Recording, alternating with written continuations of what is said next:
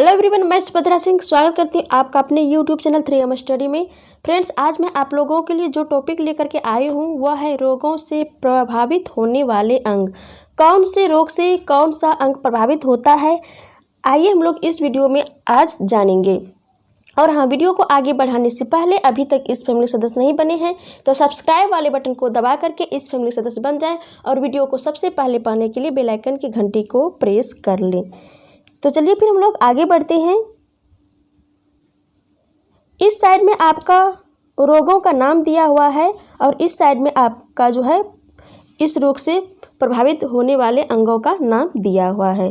तो चलिए फिर हम लोग आगे बढ़ते हैं। तो निमोनिया एवं ट्यूबरकुलोसिस, जिसको हम लोग क्षय रोग के नाम से जानते हैं, ये जो होता है, इस रोग के होने से हमारे शरीर का कौन सा अंग प्रभावित होता है, वह होता है फेफड़ा। कौन सा अंग? फेफड़ा प्रभावित होता है। और ये निमोनिया जो है किसके कारण यह निमोनिया रोग होता है? विषाणु के कारण होता है कि जीवाणु के कारण होता है कि प्रोटोजोआ से होता है? तो यह जो है जीवाणु से होता है। और ट्यूबरकुलोसिस, जिसको हम लोग क्षय रोग के नाम से जानते हैं, यह भी जो है जीवाणु के कारण होने वाले यह रोग है, निमोनिया एवं क्षय रोग। तो ये भी पॉइंट आप लोग माइंड में रखेंगे कि कौन सा जो है जीवाणु से होने वाले रोग है, निमोनिया, क्षय रोग, ये सब जो है कौन से विषाणु से कि जीवाणु से या प्रोटोजोआ से होने वाले रोग हैं, क्योंकि इससे भी एग्जाम में क्वेश्चन देखने को मिलता है। अब बढ़ते हैं नेक्स्ट है आपका क्या है? ब्रोंकाइटिस, कुकर खांसी और दम्मा। ये तीनों रोग जो होता है, तो इस रोग से जो है मानव शरीर का कौन सा अंग प्रभावित होता है? तो इससे जो है फेफड़ा ही प्रभावित होता है। और ब्रोंकाइटिस जो होता है, ब्रोंकाइटिस विषाणु जनित रोग है। और कुकर खांसी, कौन सा? कुकर खांसी, यह जो है जीवाणु जनित रोग है, यह विषाणु जनित रोग है आपका, यह जीवाणु जनित। और यह जो है दम्मा, यह फफूंदी से होता है। किसके कारण? फफूंदी से होता है दम्मा। ओके। और विषाणु के खोजकर्ता कौन थे? तो इवानोव्स्की थे। जीवाणु के ल्यूवेनहॉक थे। तो ये सारे पॉइंट जो है आप लोग माइंड में रखेंगे।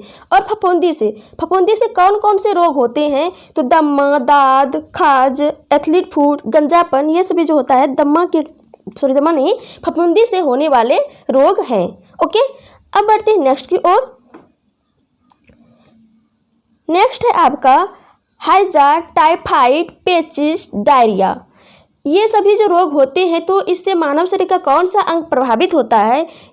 इससे आंत अंग जो होता है यह प्रभावित होता है। और हैजा जो है यह जीवाणु जनित रोग है। हैजा, टाइफाइड, कौन सा? हैजा, टाइफाइड एवं डायरिया, ये तीनों रोग जो है जीवाणु जनित रोग है। कौन कौन सा? हैजा, टाइफाइड एवं डायरिया। जबकि पेचिस जो आपका है, पेचिस या प्रोटोजोआ जनित रोग है।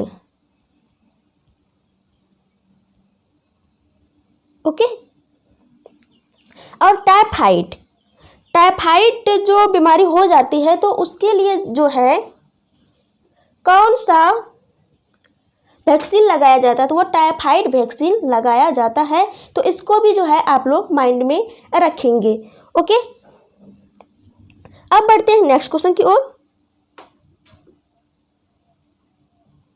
नेक्स्ट आपका है कि पोलियो, रेबीज, मिर्गी, टिटनेस, ये सभी जो होता है बीमारी, तो इससे मानव शरीर का कौन सा अंग प्रभावित होता है?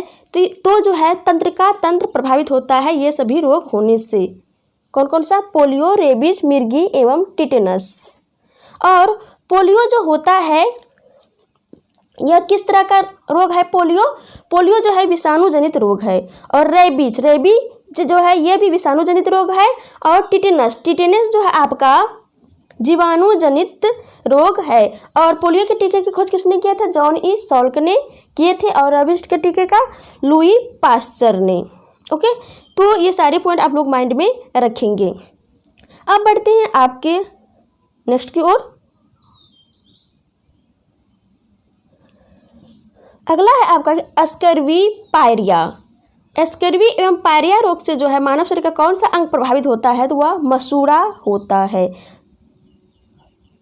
और स्कर्वी रोग किसके कारण होता है? तो स्कर्वी रोग जो होता है वह विटामिन सी की कमी के कारण होता है। और पायरिया जो है यह प्रोटोजोआ जनित रोग है, प्रोटोजोआ जनित रोग है।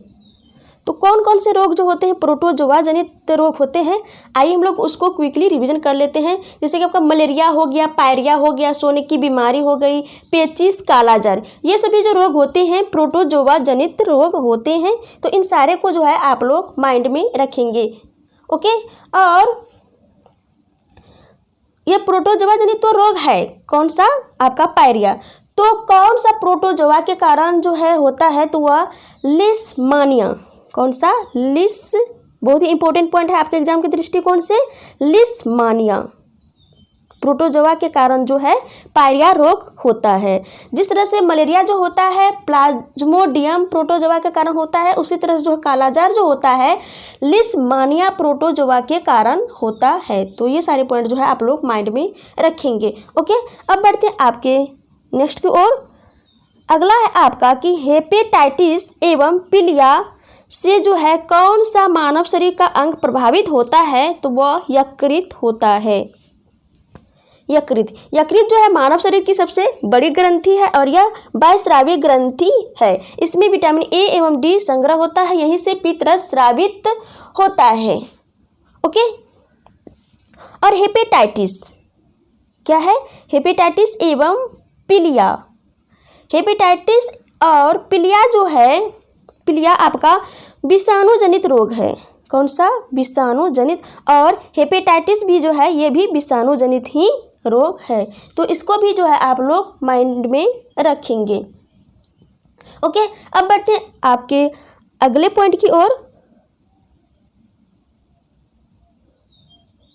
अगला है आपका कि कोढ़ बीमारी जो होती है इससे मानव शरीर का कौन सा अंग प्रभावित होता है? तो वह तंत्रिका तंत्र प्रभावित होता है। क्लियर? अगला है आपका प्लेग रोग। प्लेग रोग जो होता है तो उससे मानव शरीर का कौन सा अंग प्रभावित होता है? तो वह आरबीसी प्रभावित होता है, जिसको हम लोग लाल रक्त कणिकाएं भी कहते हैं। और आरबीसी का जीवन काल कितना होता है? 120 दिन का होता है। और आरबीसी में क्या पाया जाता है? हीमोग्लोबिन पाया जाता है। और हीमोग्लोबिन में कौन सा तत्व पाया जाता है? तो लोहा पाया जाता है। तो ये भी पॉइंट आप लोग माइंड में रखेंगे। ओके, और प्लेग रोग जो होता है यह जीवाणु जनित रोग है। कैसा रोग है? जीवाणु जनित रोग है। यह जीवाणु से होता है। और यह कौन से जीवाणु से होता है? तो यह जो है पास्ट्यूरेला। कौन सा? पास्ट्यूरेला से। पास्ट्यूरेला विषाणु से जो है, पास्ट्यूरेला पेस्टिस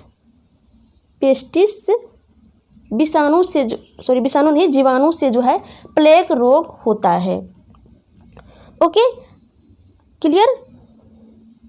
अगला है आपका मलेरिया रोग से जो है मानव शरीर का कौन सा अंग प्रभावित होता है? तो आरबीसी एवं तिल्ली जो है प्रभावित होता है। और मलेरिया जो होता है यह प्रोटोजोआ जनित रोग है मलेरिया। और मलेरिया जो होता है मादा एनाफिलिस मच्छर के काटने से होता है। और मादा एनाफिलिस मच्छर जो होता है वह कौन से प्रोटोजोआ छोड़ता है? तो जो यह जो है प्लाज्मोडियम प्रोटोजोआ छोड़ता है, जिसके कारण कि मानव शरीर में मलेरिया रोग हो जाता है। क्लियर? अब आगे की ओर बढ़ते हैं। अगला है आपका कि मधुमेह, जिसको हम लोग डायबिटीज़ के नाम से भी जानते हैं, डायबिटीज़। तो यह इस रोग से जो है मानव शरीर का कौन सा अंग प्रभावित होता है? तो अग्नाशय होता है, जिसको हम लोग पैंक्रियाज के नाम से भी जानते हैं। और यह मिश्रित ग्रंथि, और यह मानव शरीर की दूसरी सबसे बड़ी ग्रंथि है। और मधुमेह रोग किसके कारण होता है? तो इंसुलिन की कमी से होता है।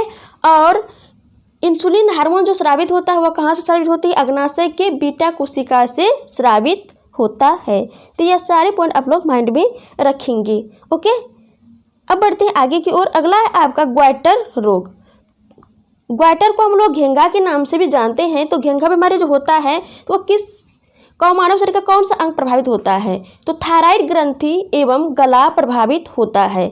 देखिए घेंघा होता क्यों है? जब थायराइड ग्रंथि बढ़ जाती है, फूल जाती है, तब जो है घेंघा रोग होता है और यह आयोडीन की कमी से होता है। ओके, अब अगला देखते हैं। अगला है आपका कि ट्रेकोमा, ग्लूकोमा, मायोपिया एवं रोहा। तो ये सभी बीमारियों से जो है हमारे मानव शरीर का कौन सा अंग प्रभावित होता है? तो वह आँख प्रभावित होता है। क्लियर? अब बढ़ते हैं आगे की ओर। अगला है आपका एड्स। एड्स बीमारी होने से जो है मानव शरीर का कौन सा अंग प्रभावित होता है? तो वह जो है प्रतिरक्षा तंत्र प्रभावित होता है। और एड्स का फुल फॉर्म क्या होता है? एक्वायर्ड इम्यूनो डिफिशियंसी सिंड्रोम होता है। क्या होता है एड्स का full form? Acquired immuno deficiency syndrome होता है। ओके, अब बढ़ते हैं आगे की ओर। आपका अगला है चेचक बीमारी। चेचक बीमारी से मानव शरीर का कौन सा अंग प्रभावित होता है? तो चेचक से जो है मानव शरीर का पूरा शरीर जो है प्रभावित हो जाता है, दाने दाने आ जाता है पूरे शरीर में। ओके, और चेचक के टीके की खोज किसने किया था? तो एडवर्ड जेनर ने किए थे। इसको भी आप लोग माइंड में रखेंगे। अब बढ़ते हैं आगे की ओर। अगला है आपका इन्फ्लुएंजा। इसको हम लोग इन्फ्लुएंजा के नाम से भी जानते हैं। इन्फ्लुएंजा, इन्फ्लुएंजा से जो मानव शरीर का कौन सा अंग प्रभावित होता है? तो वह श्वसन तंत्र प्रभावित होता है। और इन्फ्लुएंजा जो है यह विषाणु रोग है। कैसा है? विषाणु रोग है। इन्फ्लुएंजा की बात करें जैसे कि स्वाइन फ्लू हो गया, एवं स्वाइन फ्लू और बर्ड फ्लू जो होता है, बर्ड फ्लू, ये दोनों जो है इन्फ्लुएंजा का ही एक प्रकार है।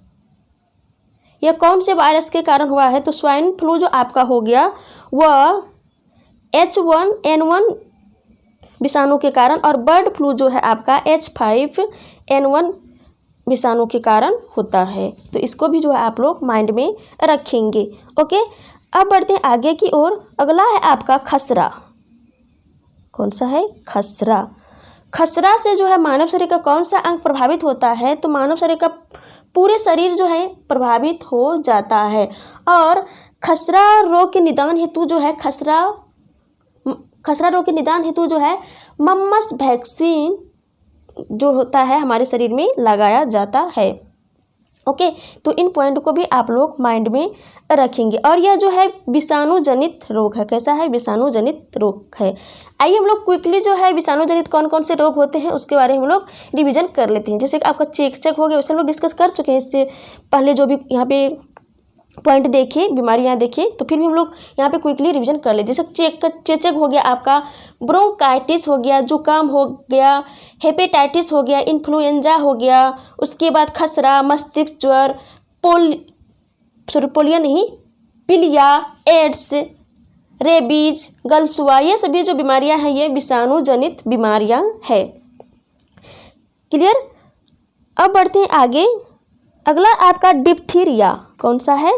डिप्थीरिया एवं अस्थमा। तो डिप्थीरिया एवं अस्थमा से जो है मानव शरीर का कौन सा अंग प्रभावित होता है? तो वह श्वास नली प्रभावित हो जाता है। कौन सा? श्वास नली। ओके, अब बढ़ते हैं आगे। अगला है आपका कि मेनिंजाइटिस। मेनिंजाइटिस से जो है मानव शरीर का कौन सा अंग प्रभावित होता है? तो वह जो है मस्तिष्क प्रभावित होता है। कौन सा? मस्तिष्क प्रभावित होता है। ओके, अगला है आपका हर्पिस। हर्पिस बीमारी से जो है या हर्पिस रोग से जो है त्वचा प्रभावित होता है। कौन सा? त्वचा। ओके, अगला है आपका काला जार। काला जार जो है यह किस तरह की बीमारी है? तो यह जो है प्रोटोजोआ से होने वाला बीमारी है। किससे? प्रोटोजोआ से होने वाला बीमारी है। और इससे जो है अस्थि मज्जा प्रभावित होता है। कौन सा? अस्थि मज्जा प्रभावित होता है। ओके, तो इस तरह से लोग इस वीडियो में जो है जितने भी यहाँ पे रोग थे और कौन से रोग से कौन से मानव शरीर का अंग प्रभावित होता है उन सारे को हम लोग बहुत ही अच्छे तरीके से क्लियर किए और डिस्कस भी किए। आई होप ये सारे क्वेश्चन आप लोगों के माइंड में सेट हो गए होंगे। यदि सेट हो गए हैं तो इस वीडियो को लाइक करें और ज़्यादा से ज़्यादा फ्रेंड्स के पास इस वीडियो को शेयर करें। और आप लोग इस वीडियो का यदि PDF प्राप्त करना चाहते हैं तो टेलीग्राम लिंक में जा कर के जो है आप इसका PDF प्राप्त कर सकते हैं। तो thanks for watching this video.